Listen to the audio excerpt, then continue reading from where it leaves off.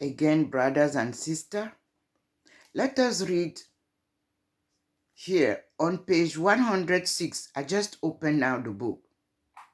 This book was wrote by Herbert W. Armstrong. And on page 106, it is said, it has already been explained in this volume how God created man for the supreme purpose of reproducing himself. But this supreme purpose necessitated the creation in us with our own essence, diligence, effort, and joy, the supreme spiritual character of God. But in so doing, why did God place man on the earth? Man means human beings, not man without woman. Human beings are composed by woman and man. Why this particular planet, the earth? So there is an answer here saying, mystery of the ages, mystery of civilization. Let us read. That is the title. The unfinished earth. God placed man here to restore the government of God to the earth. Lucifer and his angels had been placed here originally. God had put them here on an unfinished earth. Remember, God created in dual stages. Like a woman baking a cake, she bakes first the body of the cake. But it is not finished until she put on the icing. It's an example. The substance and body of the earth had been created before the angels were placed here. But God intended for the angels to develop the surface of earth, to beautifully and improve it. No, to beautify and improve it. For this purpose, he gave them his government to regulate their conduct and performance together in so doing. But Lucifer on the throne to administer the government in cooperation and harmony for their world, rebelled. Lucifer, he turned cooperation and harmonious activity into competition, evil, rebellion, and destruction. Light on earth was turned to darkness, wastiness, decay, and ruin came to the surface of the earth. Then, in 6 days, you will find it in Psalm 104, verse 30. God sent forth his spirit and renewed the face of the earth for man. But still, I quote, the icing on the cake had not been added. God placed man here to do that which sinning angels had not done. Man was to finish the beautification of the earth. God is not the author of confusion, ugliness, or decay, but of beauty, perfection, character, the best in quality. Look at the description of God's heaven, the seat of God's throne, where we may say God lives as described in the 4th chapter of Revelation. God sits on a throne surrounded by brilliant splendor, quality and beauty and character, more dazzlingly and gloriously beautiful than anything human eyes have ever seen. Yes, God intended man to work this earth, improve it, beautify it, give it glorious character, and in so doing, to build into his own life the beauty of holiness. Again, the beauty of holiness. You will find that on 1 Chronicles chapter 16, verse 29. God never intended humans to live in poverty, filth, and squalor, or ugliness. Man should have beautified the earth and developed man's character into so doing. His civilization should have been a heaven on earth,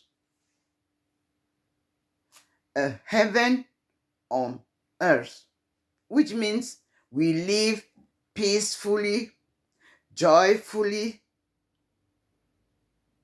in equal manner, in a way that the heavens is.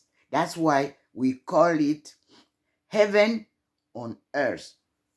We that are called by our Lord, we are living in earth, but we live according to the heavens joy, heavens thinking, heaven love. We don't have same life as ordinary people. So we will see now, after reading this, I will read in French how people have been living, those who have been called by God. I'm taking the example of Thérèse d'Avila in French. Brothers and sisters, everything that I'm speaking about comes from our Lord, as you see on top of me. Let us listen to our sister, Saint Thérèse d'Avila, her experience, suffering, rebuking, killing some of her sisters. Let us see how God makes things in this earth for us to be seeing, listening, and thinking. The Mystery of the Ages is a book by Herbert Armstrong, recognized and respected by leaders in government, industry, and education around the world. He is a pastor general of the Worldwide Church of God. He began publishing the Plain Truths magazine in 1934 and is its editor-in-chief. In 1947, Mr. Armstrong founded Ambassador College, now with 2 campuses in Pasadena, California, and Big Sandy, Texas. He is also founder and chairman of the Ambassador International Cultural Foundation, known for its cultural, charitable, and humanitarian activities. Herbert Armstrong has visited more than 70 countries, proclaiming the gospel of the kingdom of God, and he has been highly honored by heads of state in such critical areas as Japan, China, Black and South America, Israel, and Egypt. Now, in his 90s, Mr. Armstrong continues to write, broadcast, and preach the good news that God will intervene to save mankind in this generation. He is the author of The Missing Dimension in Sex and The Incredible Human Potential, which explains the awesome plan God is working out in human life, the wonderful world tomorrow, what it will be like, and the United States and Britain in prophecy. He has also honored the 7 laws of success as well as his autobiography. Thank you, Herbert W. Armstrong. I have received your books, but I didn't receive before the plan. They said he has a review, call it the Plain Truths magazine, but last month I got it on my website through YouTube, and these books I got them through also your representation in the Europe area. Thank you, brothers and sisters, for I didn't know why I received these books. Now I understand why. And God bless all of you who are sending me such writings. And God bless all of you. Let us watch and listen to our Lord. Through Saint Teresa d'Avila, we have discovered the gospel of Mary of Magdala.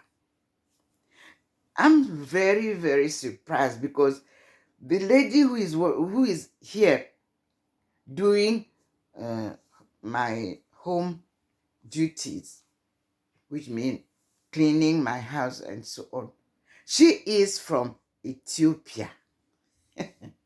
So it is something that God always planned for us. God never give you duty without giving you all what you need to perform it. Thank you, Lord.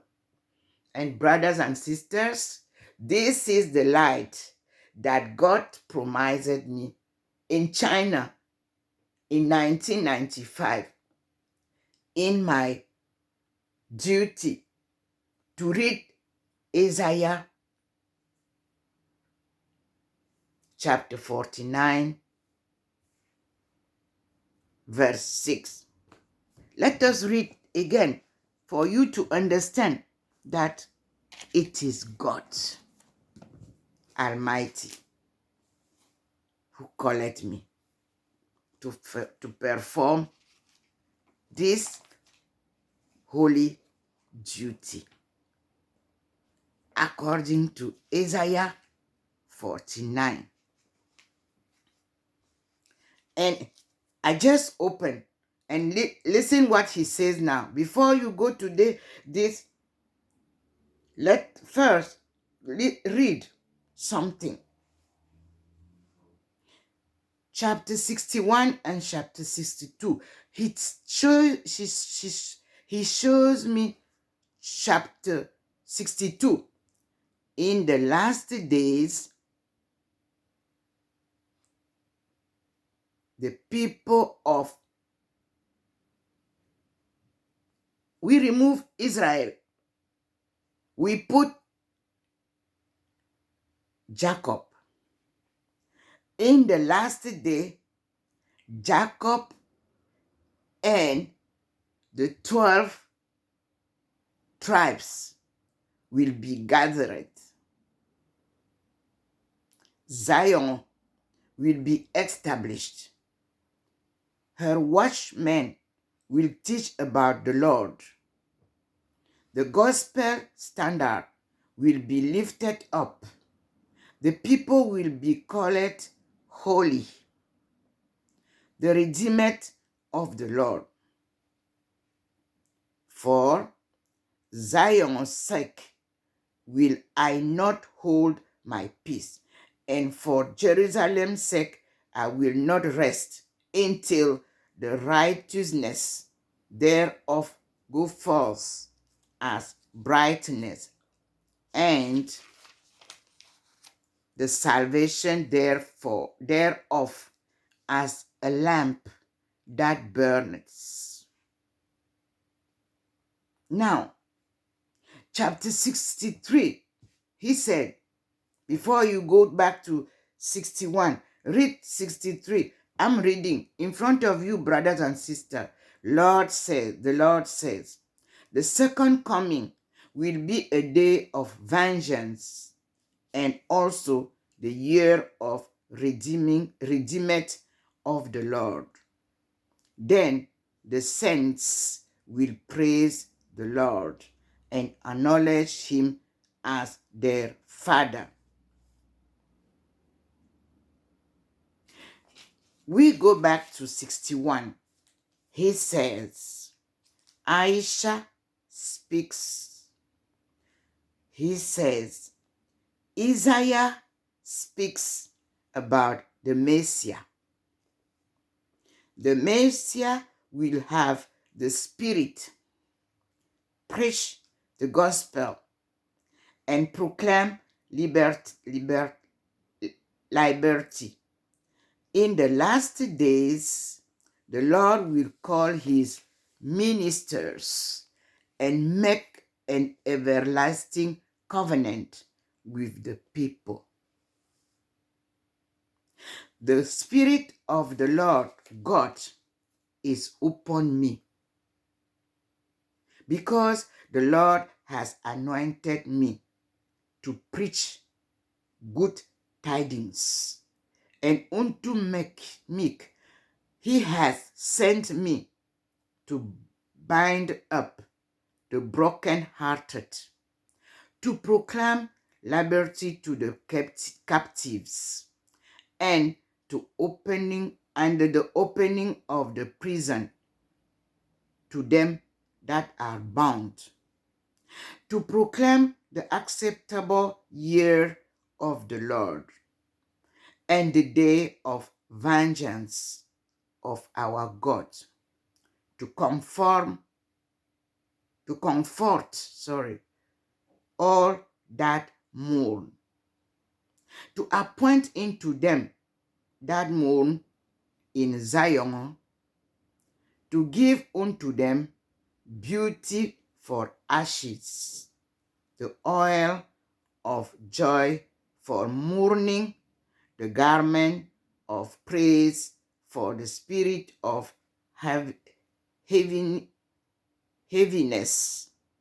that they may be called trees of righteousness, the planting of Lord, that he may be glorified.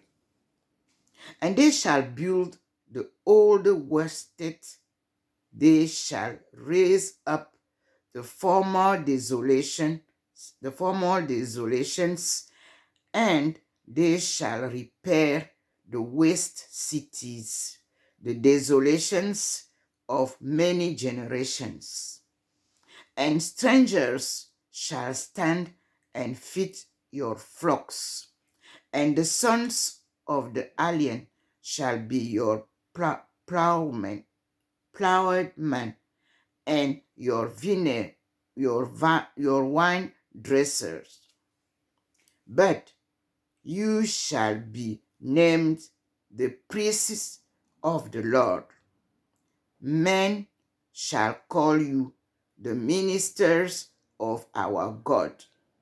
You shall eat the riches of the Gentiles, and in their glory shall you boast yourself. For your shame you shall have double, and for confusion they shall rejoice in their portion.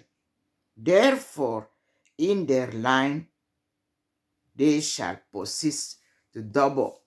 Everlasting joy shall be upon them. For I, the Lord, love judgment. I hate robbery.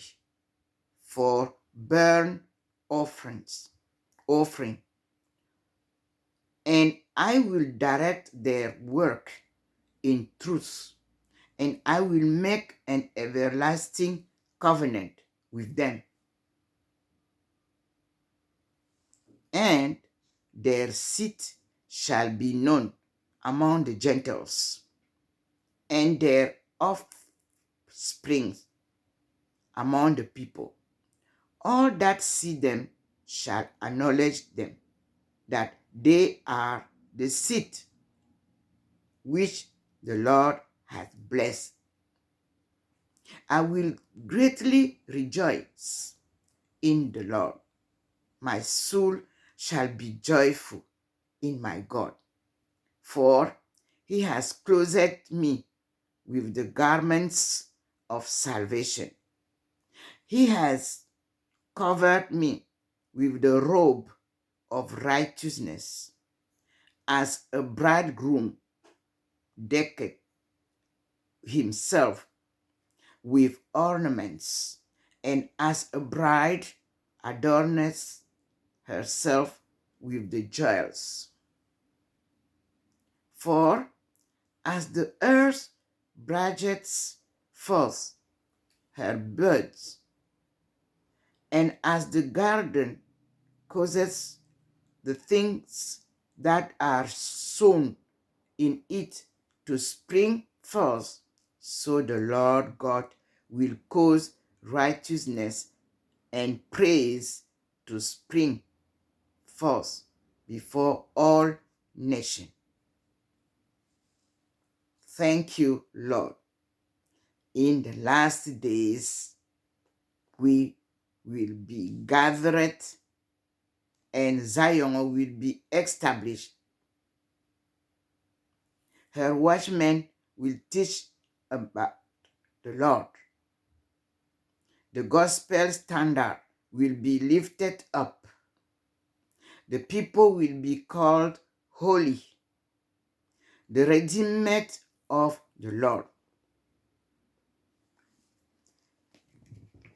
Brothers and sisters, let us read this in French also to understand what is the purpose of this light here. I'm taking another video in French for us to understand.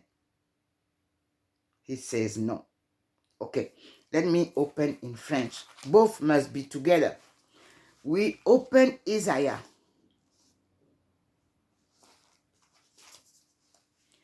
Isaiah, we are here. First of all, Isaiah 49, to understand the call, my call. Here we are. I read that Isaiah 49, verse 6. Je lis ce que je venais de lire en anglais.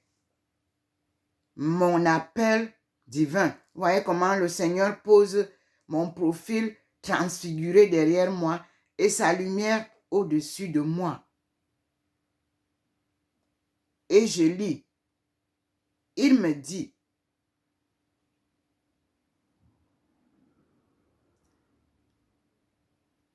il m'a dit, ce n'est pas assez que tu sois ma servante pour restaurer les tribus de Jacob et ramener les rescapés de mon peuple. Je vais faire de toi la lumière des nations pour répandre mon salut jusqu'au bout du monde. Il me l'avait dit le 25 mai 1995 à Beijing, au jour de la fête anniversaire de l'Organisation de l'Unité africaine, qui est devenue l'Union africaine aujourd'hui. C'était l'OUA, qui est bien l'unité africaine, ou bien l'Union africaine, l'organisation de l'Union africaine. Vous ne voyez pas que ce n'est pas ça, c'est l'organisation de l'unité africaine. Donc, il m'a dit, relis du 1 au 7. Tu relis du 1 au 13 et je relis devant vous. Humiliation et triomphe du serviteur. Il m'a dit, tu mets de la servante. Et j'ai mis la servante, lumière des nations. Et je continue. C'est le premier titre. La servante, lumière des nations. Ça veut dire, nous allons voir. On nous dit, chapitre Ésaïe 49, verset 1 à 6, deuxième chant du serviteur. Celui-ci s'adresse aux nations païennes auxquelles il apporte la lumière de la connaissance de Dieu. La liturgie applique ce texte à Saint Jean-Baptiste le 24 juin. Puis, dès le Saint, on voit apparaître dans Jérémie 1, verset 5, ce thème de la vocation d'un prophète choisi par Dieu dès avant sa naissance. On le trouve appliqué aussi au verset 44, au chapitre 44, verset 2 et verset 24. Et je vais lire. Il nous est dit, le mot Israël, on nous l'explique en outre. Verset 3. Israël, on pourrait traduire un Israël car ce mot semble désigner une personne en laquelle s'incarne l'idéal d'Israël, bien-aimé de Dieu. Il se distingue du peuple d'Israël qu'il a mission de rassembler. Vous voyez, versets 5 à 6. Comparez la distinction établie par Saint Paul entre Israël selon la chair et selon l'esprit dans Romains 9, verset 6. Dans Galates, chapitre 6, verset 16. Vous comprendrez mieux ce mot qui a été inséré dans notre Bible, Israël. Nous sommes les peuples de Jacob. Il est composé de 12 tribus. Cela nous est démontré le jour que Jacob a convoqué Joseph et ses frères pour leur dire au revoir, qu'il allait mourir. On est venu insérer encore Isaïe. On est venu, insérer Israël. Non, c'était les fils de Jacob à qui il disait au revoir. Ce sont les peuples d'Afrique. On continue donc à lire. Je reprends donc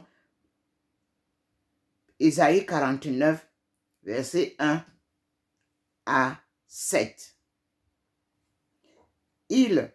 Écoutez-moi, peuple lointain, soyez attentifs. Le Seigneur m'a appelé dès ma naissance. Dès le sein de ma mère, il a prononcé mon nom. Il a rendu ma bouche semblable à un glaive tranchant. Il m'a couverte de l'ombre de sa main. Il a fait de moi une flèche acérée. Il m'a serré dans son carquois. Il m'a dit, tu es ma servante, en qui je me glorifierai. Fermez les guillemets. C'est Dieu qui parle. Et moi, je me disais, c'est en vain que j'ai peiné. C'est pour rien que j'ai usé mes forces. Toutefois, mon dû était aux mains du Seigneur, et ma récompense m'était réservée près de mon Dieu. Et maintenant, le Seigneur parle. Lui qui m'a formé dès ma naissance pour être sa servante, pour lui ramener Jacob, vous voyez, et rassembler son peuple. Il me dit d'enlever Israël. Je reprends.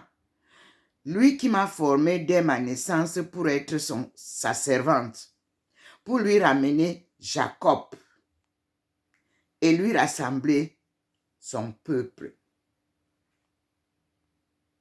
Les descendants de Jacob. Vous enlevez Israël. Car le Seigneur m'a fait cet honneur. Je vous dis, quand je ne dis pas ce qu'il veut, il est temps. Israël, ce sont les colons. On ne peut pas coloniser avec Dieu. Je continue. Car le Seigneur m'a fait cet honneur. Et mon Dieu est devenu ma force. Verset 6, il m'a dit. 2 points. Ce n'est pas assez que tu sois mon serviteur pour restaurer les tribus de Jacob, vous voyez, et ramener les rescapés.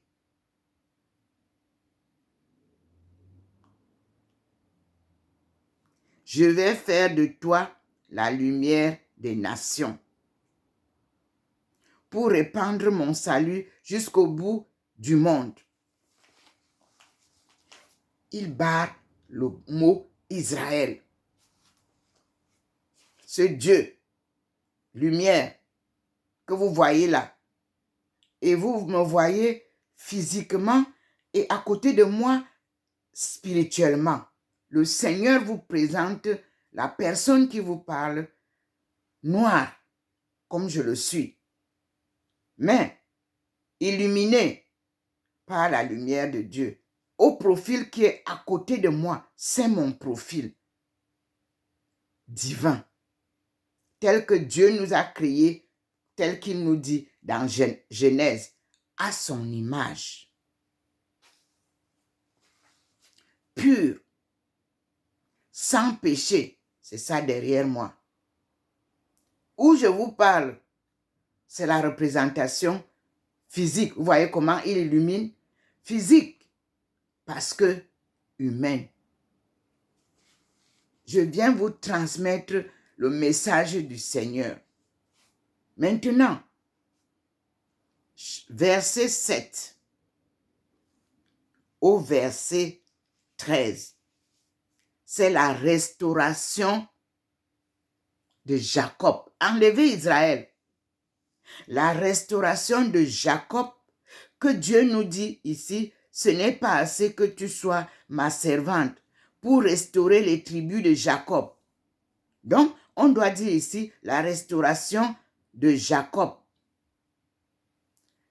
La restauration des tribus de Jacob au lieu d'Israël. Nous corrigeons la Bible. Je continue donc la lecture. Voici ce que dit le Seigneur, le Rédempteur et le Saint. Vous voyez, et on vient mettre d'Israël. Non. Voici ce que dit le Seigneur, le Rédempteur et le Saint de Jacob. Parce que Jésus vient de la lignée de Jacob. Vous allez découvrir ça bientôt par les lectures que le Seigneur vous montre. Nous continuons la lecture. Donc, à l'objet du mépris des hommes, c'est-à-dire des humains, et de l'horreur des nations, à l'esclave des tyrans, à ta vue, des rois se lèveront et des princes se prosterneront. C'est Dieu qui parle, à cause du Seigneur qui est fidèle et du Saint de Jacob qui t'a élu. Jésus vient de la lignée de Jacob et non d'Israël. Je continue. Voici ce que dit le Seigneur. Au temps de la grâce, je t'exaucerai. Au jour du salut, je te secourrai. Je t'ai formé et désigné pour être l'alliance du peuple, pour restaurer le pays et distribuer les héritages dévastés, pour dire aux prisonniers, sortez, et à ceux qui baignent dans les ténèbres, venez à la lumière. Tout le long de la route, ils auront à paître. Sur toutes les dunes, ils trouveront leur pâture. Ils ne ressentiront ni faim ni soif. Le vent brûlant et le soleil ne les frapperont pas, car celui qui a pitié d'eux les guidera et les conduira vers les sources. Verset 11. Toutes les montagnes, je les rendrai praticables, et des routes gagneront les hauteurs, dit le Seigneur.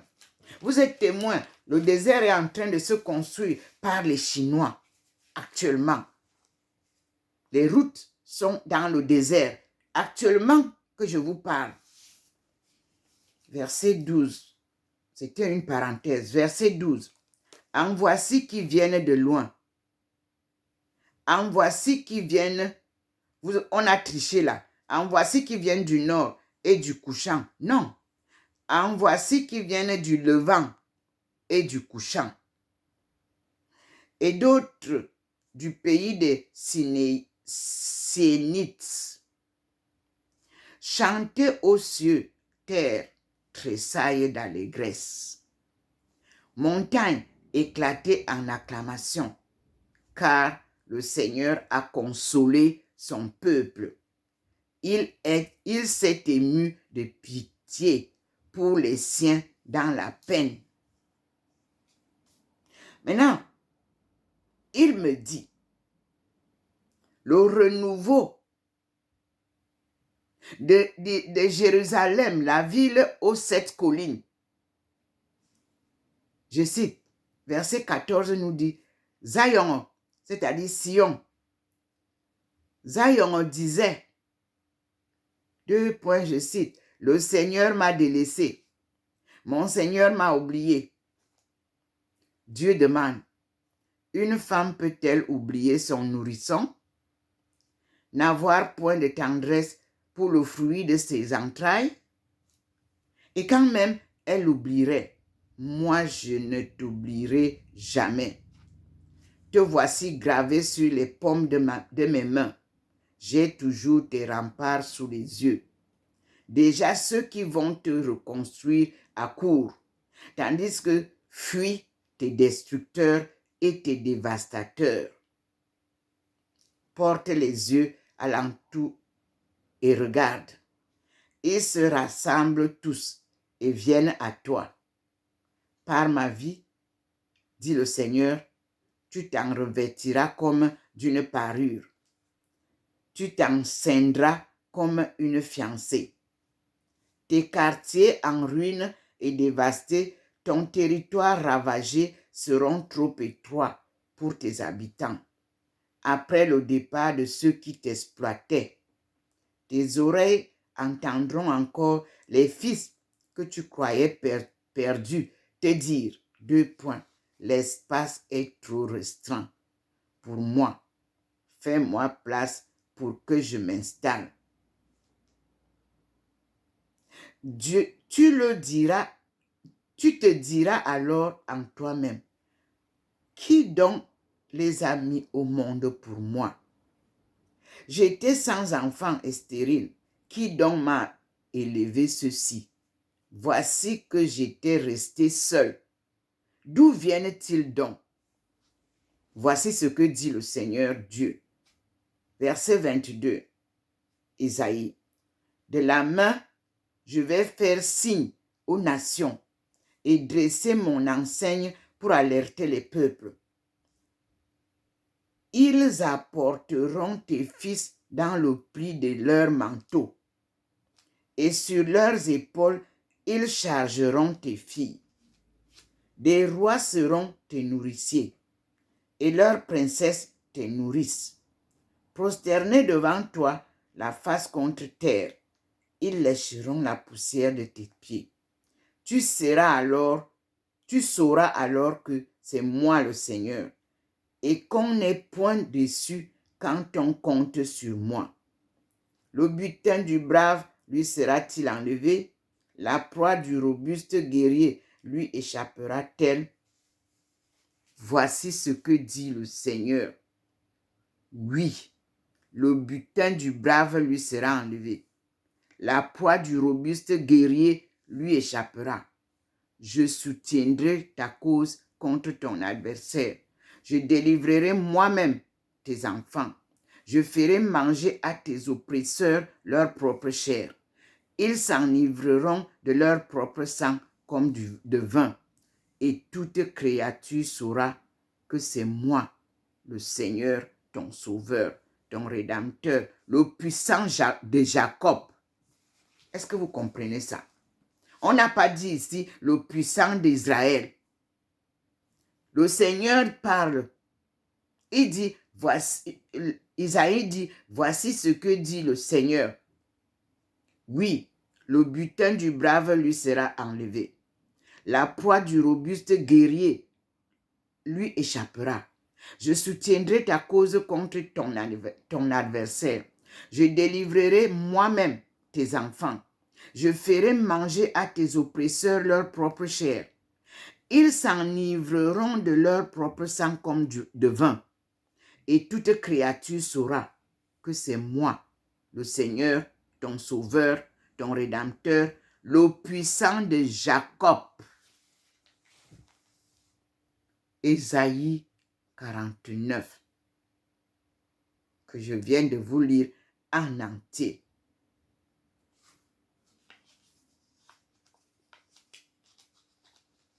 Et il me dit de lire, avant d'aller vous lire ce que j'ai lu en anglais. Ésaïe 50, verset 4. Je commence. Le titre, c'est « Le serviteur sûr du triomphe accepte la souffrance comme je l'ai accepté. » Il me dit, tu dis, la servante sûre du triomphe accepte la souffrance. Et je vous lis devant la lumière du Seigneur et devant mon profil illuminé qui est derrière moi. Et vous voyez comment le Seigneur scintille sa lumière. Voilà. Et je lis. Le Seigneur Dieu m'a donné la langue d'un disciple pour que je sache réconforter par la parole celui qui est abattu. Chaque matin, il éveille mon oreille pour que j'écoute en disciple. Le Seigneur Dieu m'a ouvert l'oreille. Et je n'ai pas regimbé. Je ne me suis pas esquivé. J'ai tendu le dos à ceux qui me frappaient et les joues à ceux qui m'arrachaient la barbe. Je n'ai pas dérobé mon visage aux outrages et aux crachats. Mais le Seigneur Dieu vient à mon aide. C'est pourquoi je ne me suis pas senti déshonoré. Je me suis durci le visage comme une pierre. Certaines de n'être pas dessus. Cette représentation de la flagellation de Jésus-Christ vous rappelle mes souffrances en Chine, vous rappelle mes souffrances en France, vous rappelle mes souffrances en Guyane. Je continue.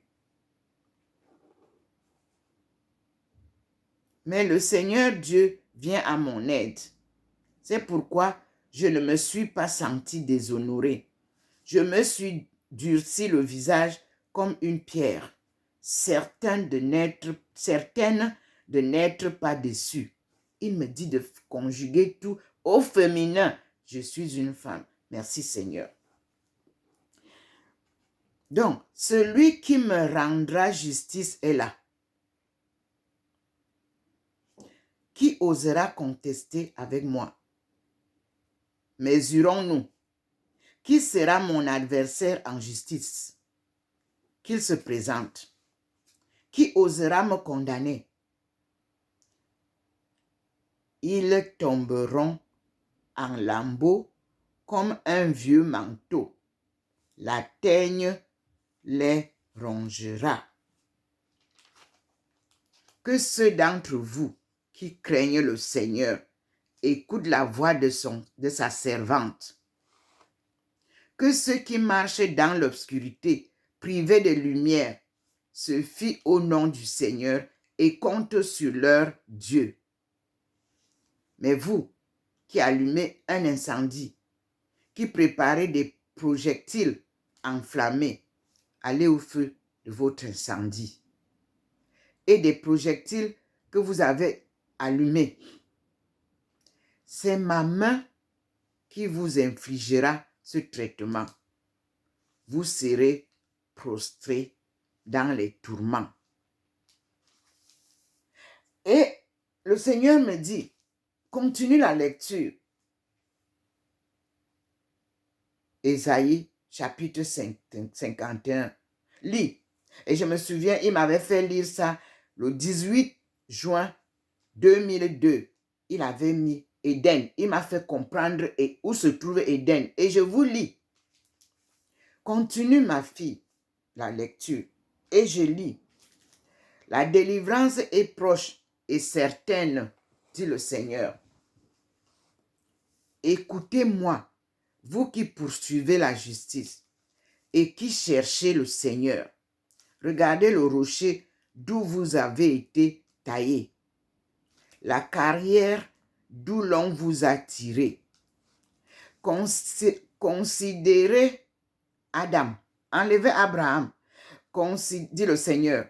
Considérez Adam, votre père, et Sarah qui vous a mis au monde. Enlevez ça. Considérez Adam, votre père, et Ève qui vous a mis au monde. Il était seul quand je l'ai appelé. Oui, c'est lui qui a créé Adam et Ève. Mais je l'ai béni et multiplié. Donc, Dieu parle ici d'Adam et non d'Abraham. Dieu parle ici de Ève et non de Sarah. Il corrige et je corrige devant vous. Ésaïe 51, verset 2. Le Seigneur dit, considérez Adam, votre père, et Ève qui vous a mis au monde. Il était seul quand je l'ai appelé, mais je l'ai béni et multiplié. Appeler veut dire, il l'a fait venir. Il a crié. C'est par sa parole que Adam est sorti de terre. Je continue. Cette fois, le Seigneur va prendre Zion, Sion. Zion, vous savez bien que nous avons toujours en étonne, nous avons la Bible. Et Zion, c'est chez nous. Quel peuple! Il dit donc, cette fois, le Seigneur va prendre Sion en pitié et réparer toutes ses ruines.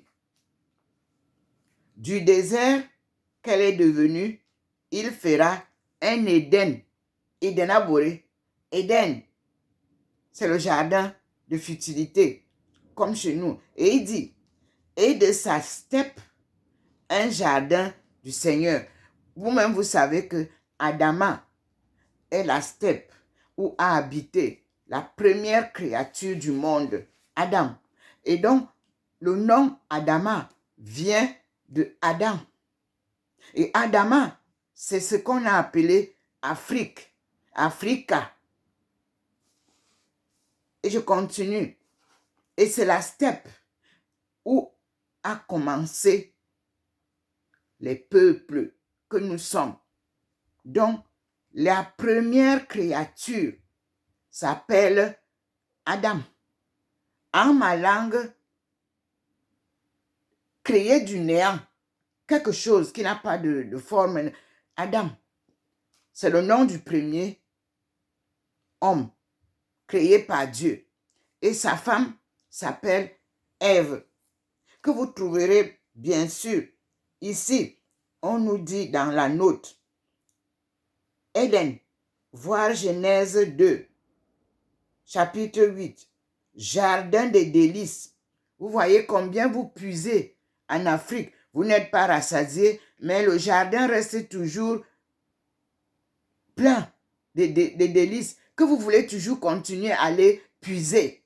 C'est pour ça qu'on appelle le jardin d'Éden. Notre jardin d'Éden, Africa, devenu Afrique subsaharienne, reste toujours tel que vous l'avez trouvé. Plein de délices que vous convoitisez toujours jusqu'à présent. Tout le monde veut venir puiser. Vous puisez, ça ne tarit pas. Voilà le jardin d'Éden, au pied du mont du char de Dieu. Donc, vous avez donné le nom de Camarouès, parce qu'il y avait beaucoup de crevettes autour de ce mont. Je continue. Où la beauté de la nature fait sentir la présence du Seigneur. Vous-même, vous savez que l'Afrique vous fait vivre la présence de Dieu.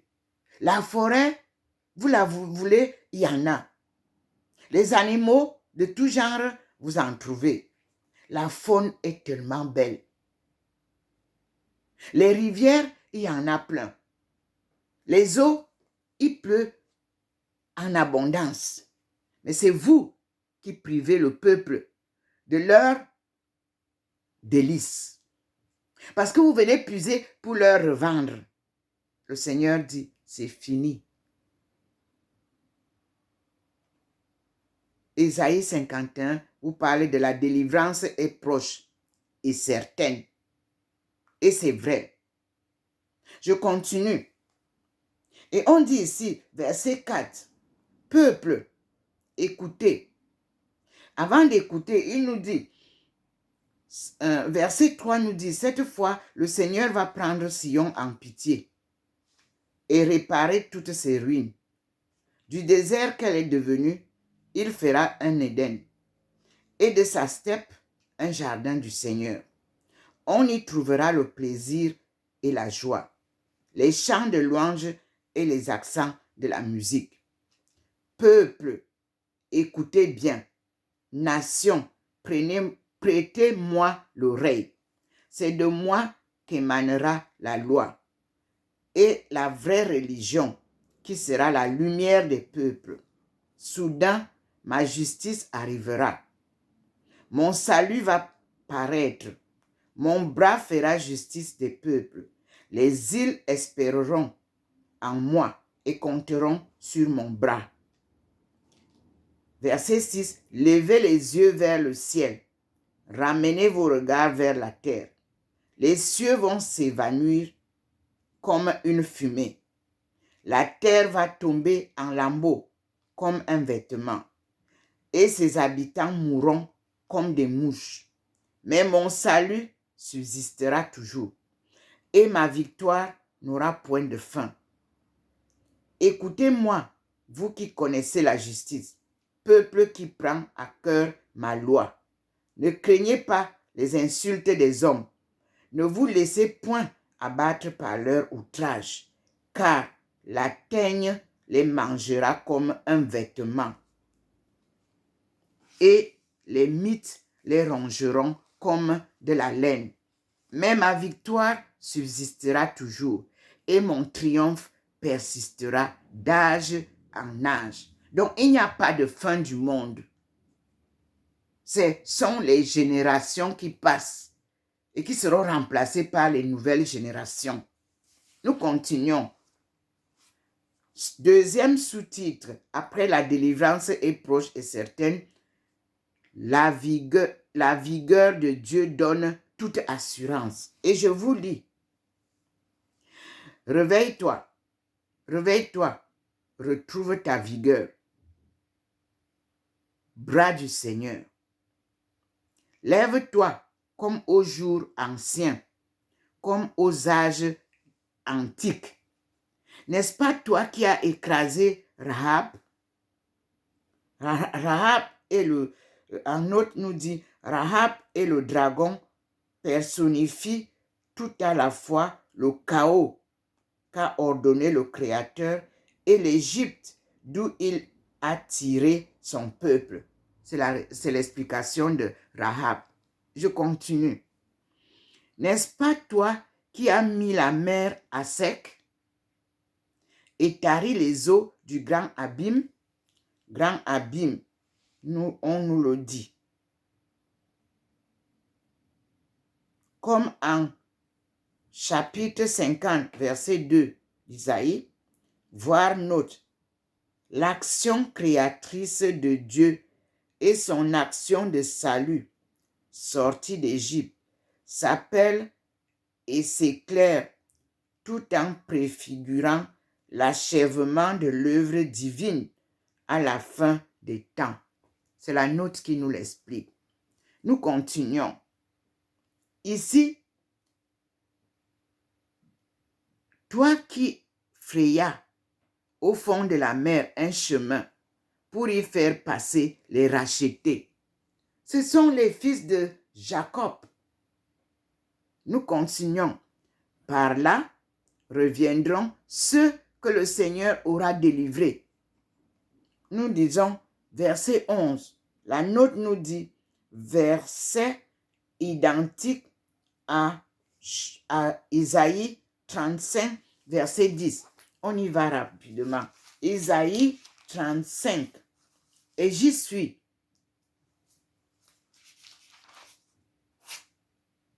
Isaïe 35, verset 10.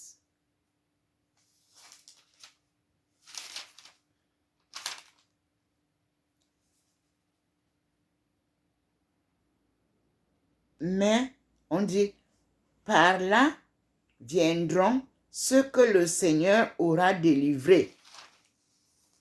Ils arriveront à Sion, à Zion, chez nous, avec des chants de triomphe. Une joie éternelle couronnera leur tête. L'allégresse et la joie les envahiront. La tristesse et les plaintes fuiront. Nous continuons la lecture du chapitre 51, verset 12. Nous dit, c'est moi qui vous console. C'est le Seigneur qui parle. Et là, il m'a fait faire 1, 2, 3, ce que je dois écrire. 1, c'est moi. C'est moi qui vous console. 2, comment peux-tu redouter un mortel? 3, un fils de l'homme qui passera comme l'herbe. 4, comment pourrais-tu oublier le Seigneur ton Créateur? 5, qui a déployé les cieux et fondé la terre. 5, 6, et ne cessait de trembler tout le temps. 7, devant la colère de l'oppresseur. 8, qui cherche à te faire périr. 9, mais que vaut la colère de l'oppresseur? Bientôt, le prisonnier va être élargi. 10, il y a la note qui m'envoie comme en Ésaïe 50, voir note, action créatrice de Dieu et son action de salut, sortie d'Égypte, s'appelle et s'éclaire tout en préfigurant l'achèvement de l'œuvre divine à la fin des temps. Voilà. Nous continuons.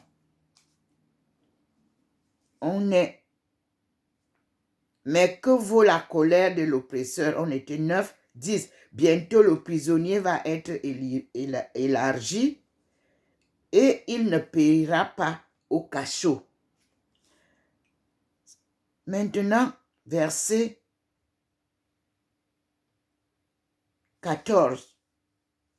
Prisonnier, le peuple détenu en captivité apparaît sous les traits personnels du serviteur ou de la servante.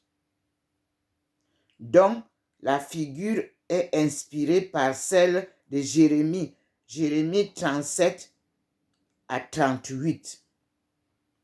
Nous allons lire ça après. Pour le moment, nous passons dans bientôt. Le prisonnier va être élargi, il ne périra pas au cachot, et le pain ne lui manquera pas. Verset 12. Verset 13 nous dit, contraste entre Dieu et l'homme. Voir chapitre 31, verset 1 à 3, et chapitre 40, verset 6 à 8, et bien des sommes. Je termine la lecture d'abord avant d'aller voir Ésaïe 31, verset 1 à 3 et Ésaïe 40. J'ai pris, il dit, verset 15. Je suis le Seigneur ton Dieu, qui soulève la mer et fait mugir les flots. Je m'appelle le Seigneur des armées. J'ai mis mes paroles dans ta bouche. Je t'ai couverte de l'ombre de ma main pour déployer les cieux et fonder la terre, et dire à Zion, Sion, deux points, tu es mon peuple, peuple de Dieu, béni, honorable fils et fille de Dieu. C'est le Seigneur qui vous appelle, tu es mon peuple. Devenu Bentou, le Seigneur te ramène à ta place d'honneur. Tu es le peuple de Dieu. Maintenant, renversement de la situation. Le Seigneur nous parle. Ésaïe 51 nous dit, il m'avait donné cette lecture le 3 octobre 1995. Et il avait mis que c'est le livre 3 parmi les livres que je dois publier. Et je lis, réveille-toi, réveille-toi, lève-toi, Jérusalem, la ville aux 7 collines. Toi qui as bu de la main du Seigneur la coupe de sa colère, qui a vidé jusqu'à la lie le calice qui donne le vertige. De tous les fils qu'elle a mis au monde, pas un ne l'a guidé. Parmi les enfants qu'elle a élevés, nul ne l'a prise par la main.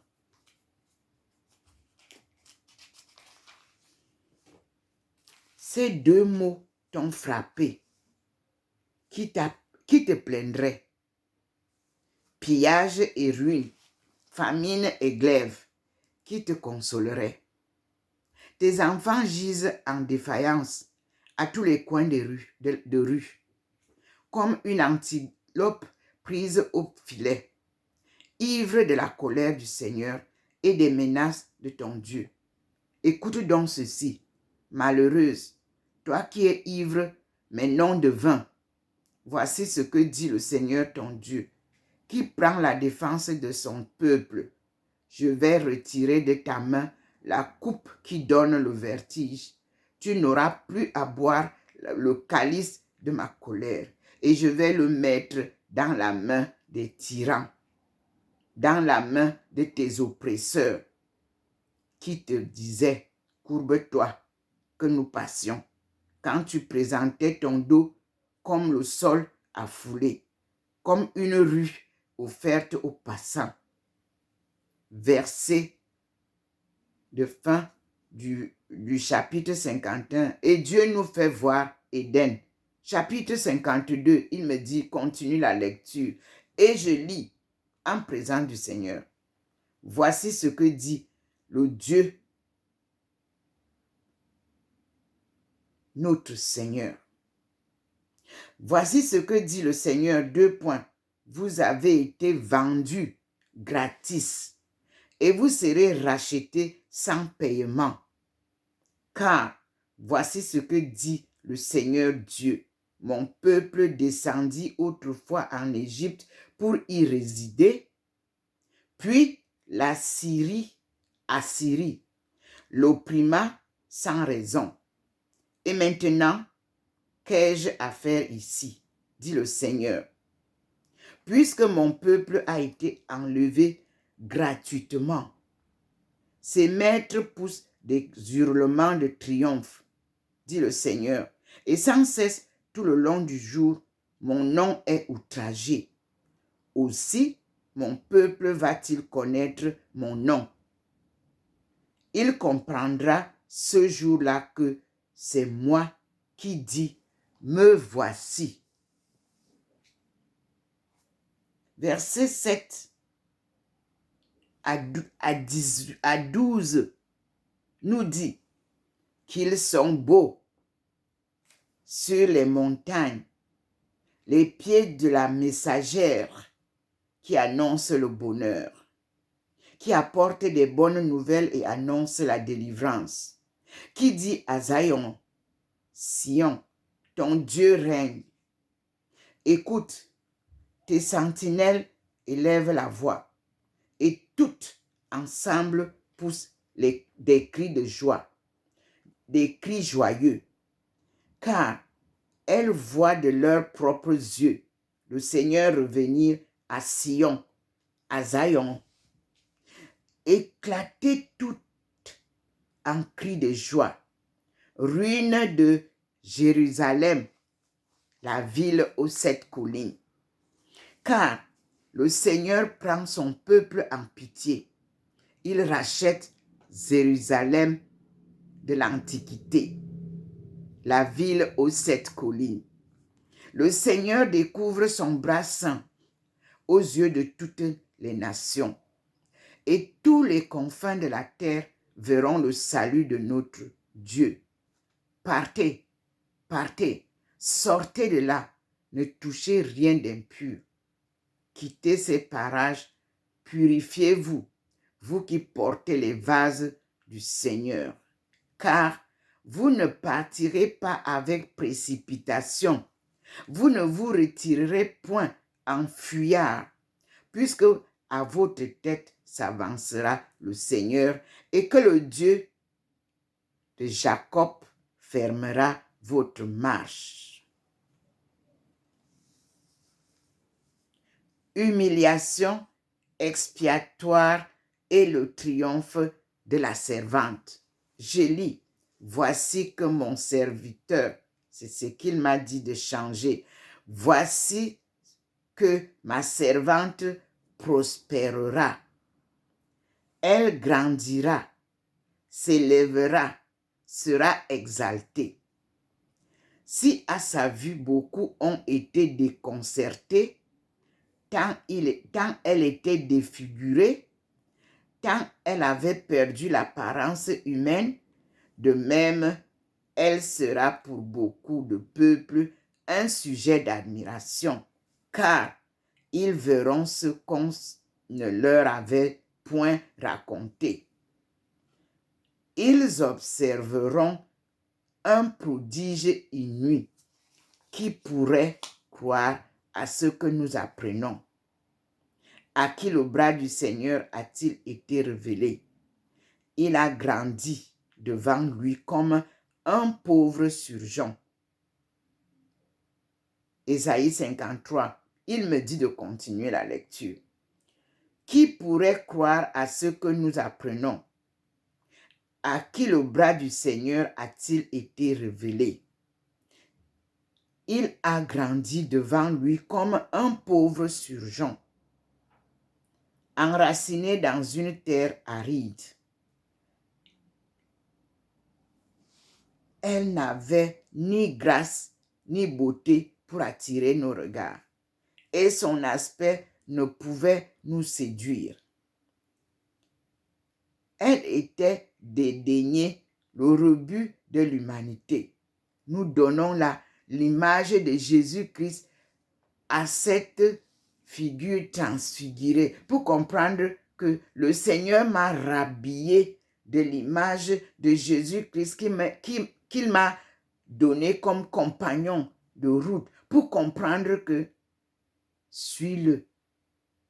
C'est cette vie que tu mèneras pour racheter les peuples de Jacob. L'image même du Christ, ton compagnon de route. Je continue. Ton compagnon de route, il était dédaigné, le rebut de l'humanité, l'homme douloureux, familier à la souffrance. Comme ceux devant qui on se voile la face. Il était honni, et nous n'en faisions point de cas. Or, ce sont nos maladies qu'il a prises sur lui. C'est de nos souffrances qu'il s'est chargé. Et nous imaginions qu'il était puni, frappé par Dieu et humilié. Nous allons lire le verset 10 du chapitre 52.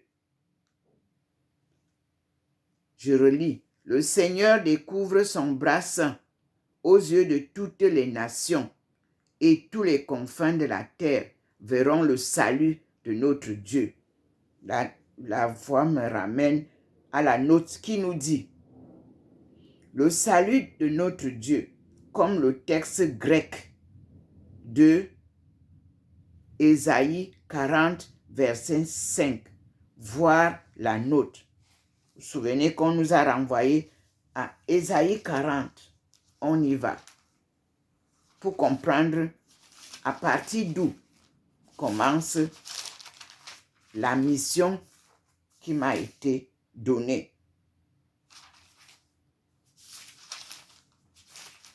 Ésaïe 40, verset 5. Le livre de la consolation est le titre et l'annonce de la délivrance. C'est le chapitre 40. Nous allons lire d'abord la note. Après, puisque on nous dit chapitre 40, verset 5. On lit d'abord ça. Chapitre 40, verset 5 nous dit « Alors la gloire du Seigneur se manifestera. Toutes les créatures en verront ensemble l'éclat, car la bouche du Seigneur l'a promis. » Verset 6 me dit « Proclame, dit une voix. » Et je répondis « Que proclamerai-je »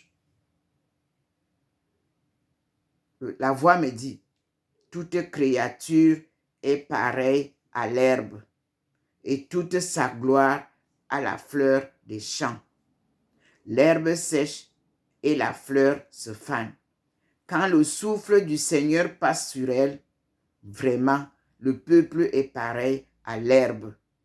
L'herbe sèche et la fleur se fane, mais la parole de notre Dieu demeure éternellement.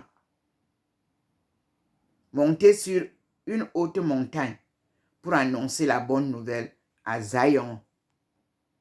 Élevez avec force la voix pour annoncer la bonne nouvelle à Jérusalem, l'ancienne Jérusalem, la ville aux 7 collines. Élevez la voix sans crainte. Dites aux cités de Juda, voici votre Dieu. Dites aux cités de Jacob, voici votre Dieu. Voici le Seigneur Dieu qui vient avec puissance, étendant son bras souverain. Voici avec lui le prix de sa victoire. Il se fait précéder des fruits de sa conquête. Comme un berger, il va paître son troupeau, en rassembler les bêtes dispersées, porter les agneaux dans les plis de son manteau, mener doucement les brebis qui allaitent. Qui donc a jaugé la mer dans le creux de la main? Qui de ses doigts ouverts a mesuré les cieux? Qui a mesuré au boisseau la matière terrestre, pesé les montagnes au crochet et les collines à la balance? Qui a déterminé l'esprit du Seigneur et quel conseil lui a donné des leçons? De qui a-t-il pris la vie pour bien juger, pour qu'on lui apprenne le chemin de la justice, qu'on lui enseigne la science et qu'on lui montre la voie la plus sage? Les nations ne sont pour lui qu'une goutte dans un seau, un grain de sable dans la balance. Les îles ne pèsent pas plus que la poussière. C'est le Seigneur qui guide ma lecture. Alors, à qui pourriez-vous comparer Dieu? Verset 18. Et quelle image pourriez-vous en donner?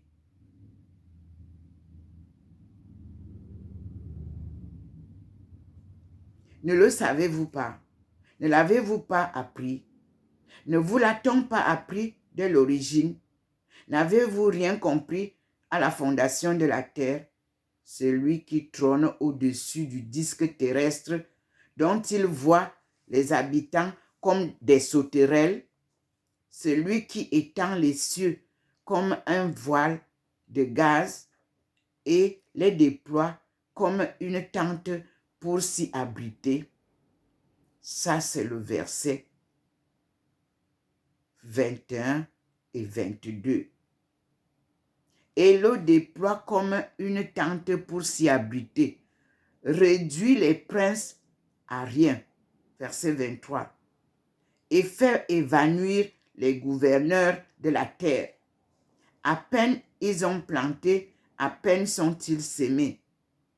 À peine leur tige a-t-elle pris racine dans le sol qu'il souffle sur eux et les fait sécher, et que l'ouragan les balaie comme un fléau. À qui donc pourriez-vous me comparer, qui puisse m'être égalé, dit le Saint. Levez les yeux au ciel et regardez qui a créé tous ces astres. C'est lui en fait. C'est lui qui en fait marcher, C'est lui qui en fait marcher l'armée au complet. Et les peuples tous par leur nom. Je m'excuse, je relis. À qui donc pourriez-vous me comparer, qui puisse m'être égalé, dit le Saint. Levez les yeux au ciel et regardez. Qui a créé tous ces astres? C'est lui qui en fait marcher l'armée au complet et les appelle tous par leur nom, qui est si riche de force et si doué de puissance, que pas un ne manque à l'appel. Pourquoi te dire alors, ô Jacob, mon destin échappe au Seigneur, mon droit passe inaperçu de mon Dieu. Verset 28. Ne le sais-tu pas? Ne l'as-tu pas appris? Le Seigneur est un Dieu éternel. Il crée les confins de la terre sans jamais se fatiguer ni se lasser. Nul ne peut sonder sa sagesse. Il rend des forces à l'homme accablé. Il redouble la vigueur du faible. Même de jeunes hommes peuvent s'épuiser. Des robustes gaillards peuvent chanceler. Mais ceux qui comptent sur le Seigneur renouvellent leur force. Il leur pousse des ailes d'aigle. Ils courent inlassablement. Ils vont de l'avant infatigablement.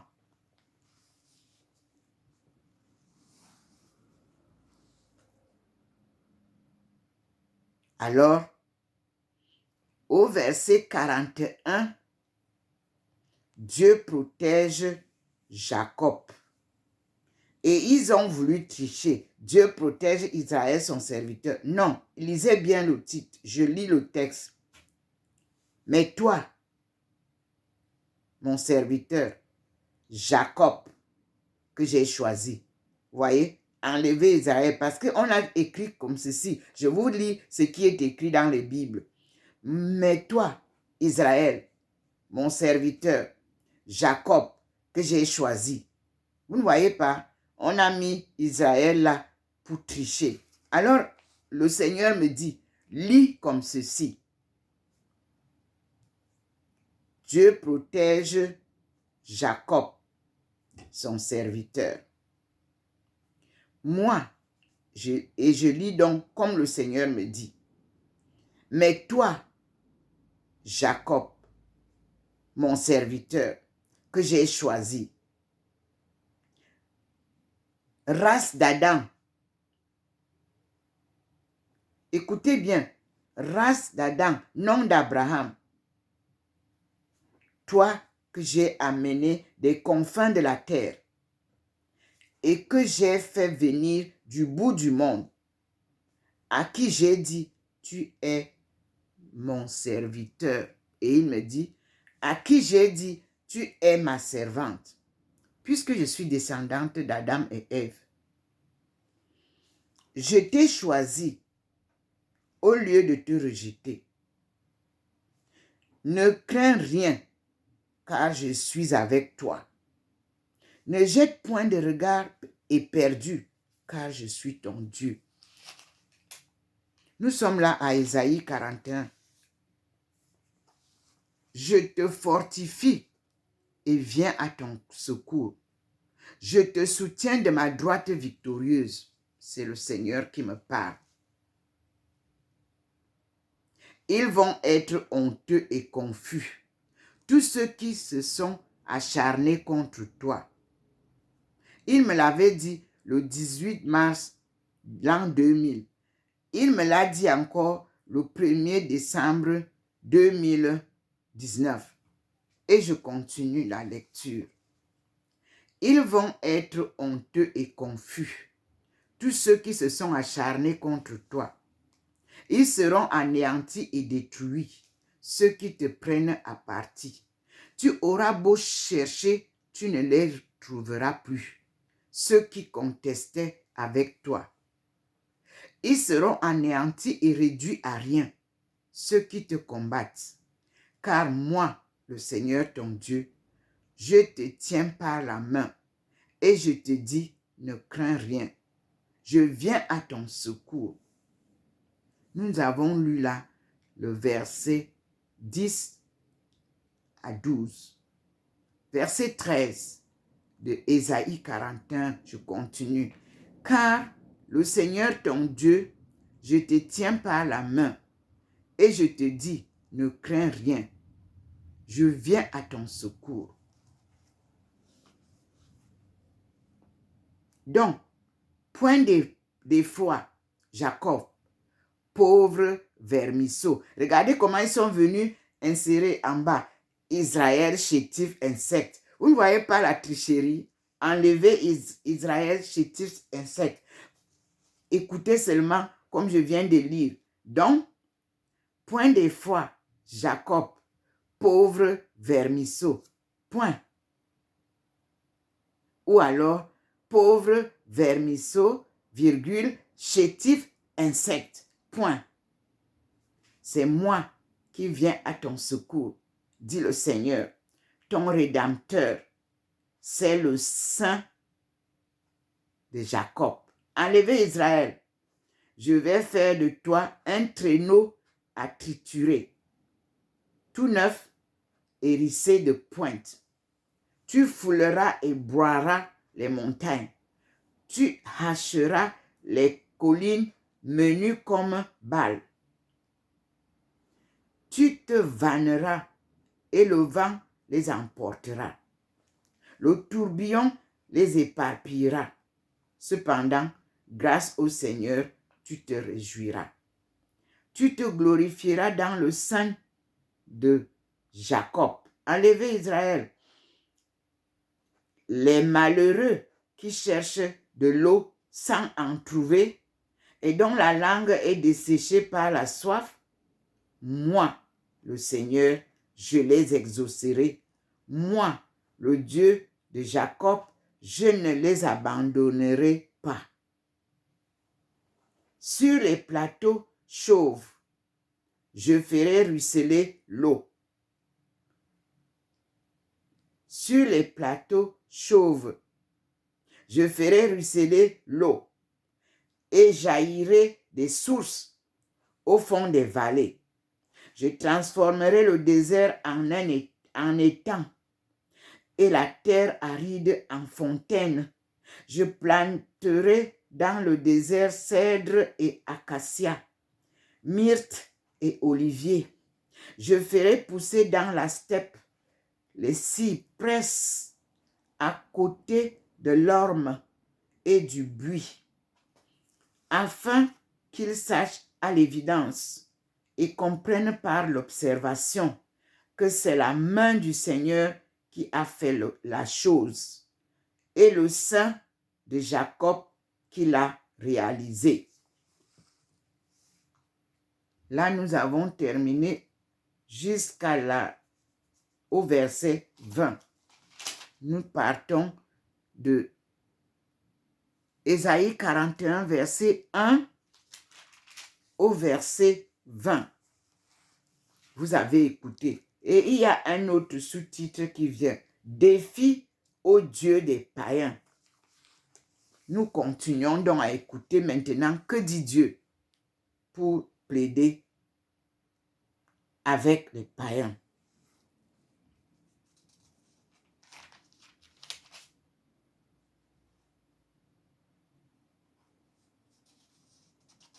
Nous avons vu que Ésaïe chapitre 41, verset 1, Dieu défie les puissances humaines de contester avec lui.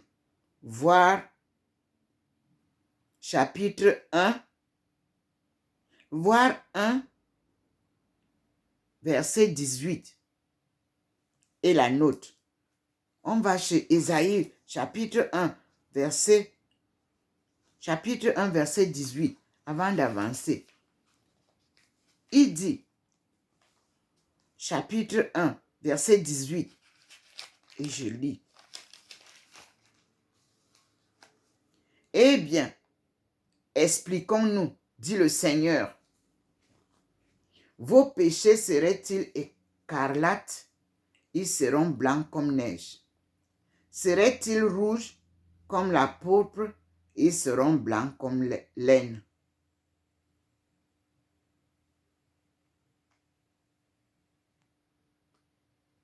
Et il me ramène derrière au verset 17 et dit, cessez de faire le mal, apprenez à faire le bien, recherchez le droit, protégez l'opprimé, rendez justice à l'orphelin, défendez la veuve.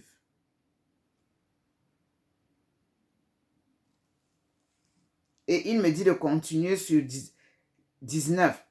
Si vous êtes soumis et obéissants, vous goûterez les meilleurs produits du pays. Si vous refusez, si vous vous révoltez, l'épée vous anéantira. C'est la bouche du Seigneur qui le déclare. Nous venons de lire Ésaïe chapitre 1, verset 18. Il m'a ramené au verset 17 et verset 19 et 20. C'est ce que je viens de lire. Et il me ramène à Jérusalem corrompue sera purifiée. Écoutez ce que dit le Seigneur. Comment est-elle prostituée, la cité fidèle, Sion, Zion, pleine de droiture, la justice y logeait. Et maintenant, ce sont des meurtriers. Ton argent s'est changé en coris, en scoris. Ton vin a été coupé d'eau. Tes chefs sont des rebelles, des complices des larrons. Tous aiment les présents et poursuivent leur profit. Ils ne rendent pas justice à l'orphelin et la cause de la veuve n'est pas évoquée devant eux. C'est pourquoi, voici ce que dit le Seigneur Yahvé des armées, le puissant de Jacob. Ah, je tirerai satisfaction de mes adversaires. Je vais me venger de mes ennemis. Je porterai la main sur toi. Je te purifierai dans le creuset. J'éliminerai de toi tout plomb.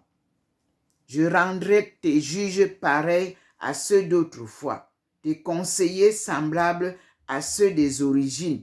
Alors, on t'appellera cité de la justice, ville fidèle. Zion sera racheté par le droit et s'est converti par la justice.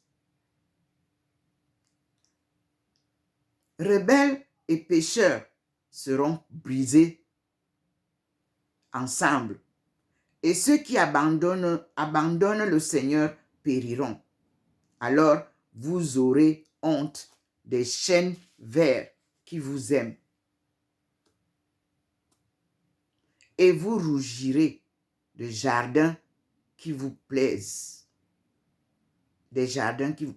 Car vous serez comme un chêne vert au feuillage fleuri, et comme un jardin sans eau. L'homme fort sera l'étoupe, et son œuvre l'étincelle. Ils brûleront l'un et l'autre sans que personne puisse éteindre. Maintenant, le Seigneur nous montre cette même ville de Jérusalem, c'est-à-dire Zion, capitale du royaume messianique. Il dit,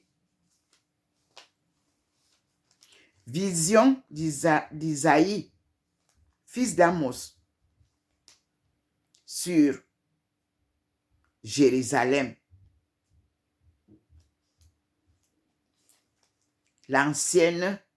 L'antique Jérusalem, la ville aux 7 collines. Dans l'avenir, il adviendra que la montagne de la maison du Seigneur sera mise à la tête des montagnes. Il dominera les collines. Toutes les nations y afflueront. Des peuples s'y rendront en foule. Venez, diront-ils, montons à la montagne du Seigneur, à la maison du Dieu de Jacob. Il nous enseignera ses routes. Et nous cheminerons par ses sentiers, car de Sion, c'est-à-dire Zion, doit sortir la loi, et de Jérusalem antique, la parole du Seigneur. Il sera l'arbitre des nations, le gouverneur des peuples nombreux.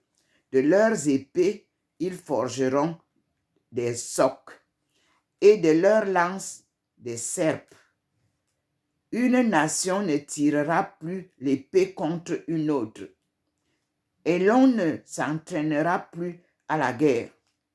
Maison de Jacob, venez, marchons à la lumière du Seigneur.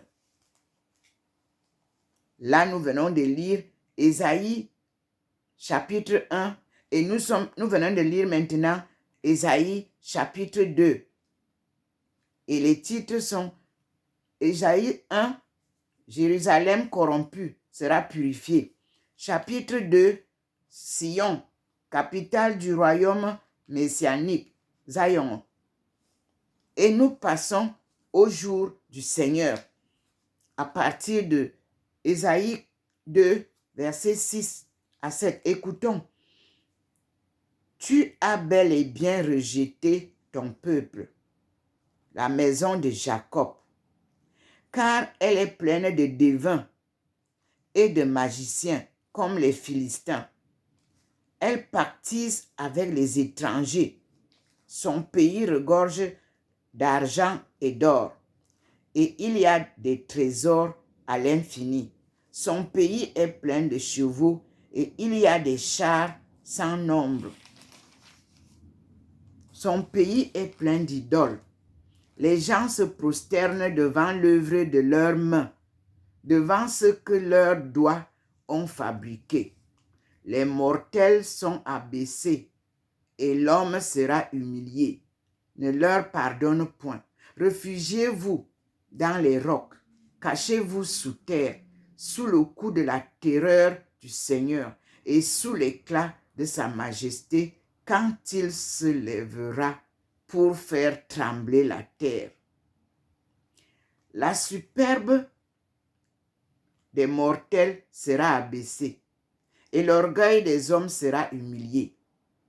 Le Seigneur sera exalté seul en ce temps-là, car le Seigneur des armées aura un jour pour sévir contre tout être orgueilleux et hautain, et contre tout ce qui s'élève pour l'abaisser, contre tous les cèdres du Liban, hauts et majestueux, et contre tous les chênes de Bassan, contre toutes les hautes montagnes, et contre toutes les collines élevées, contre toutes les hautes tours, et contre tous les remparts fortifiés, contre tous les vaisseaux de Tarsis, et contre tous les objets de luxe.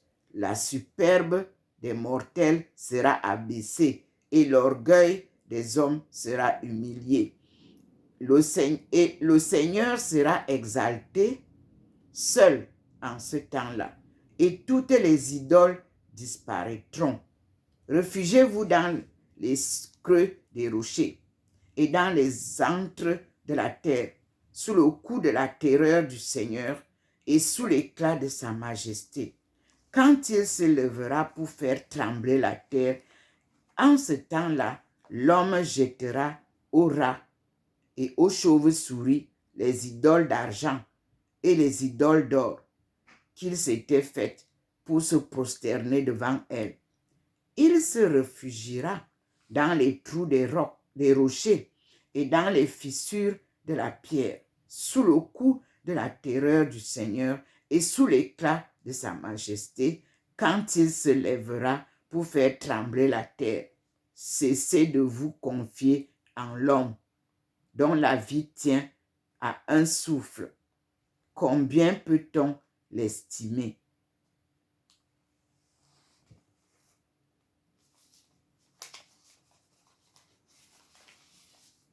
Et nous allons d'abord souffler, parce que Jérusalem nous donne de très belles images.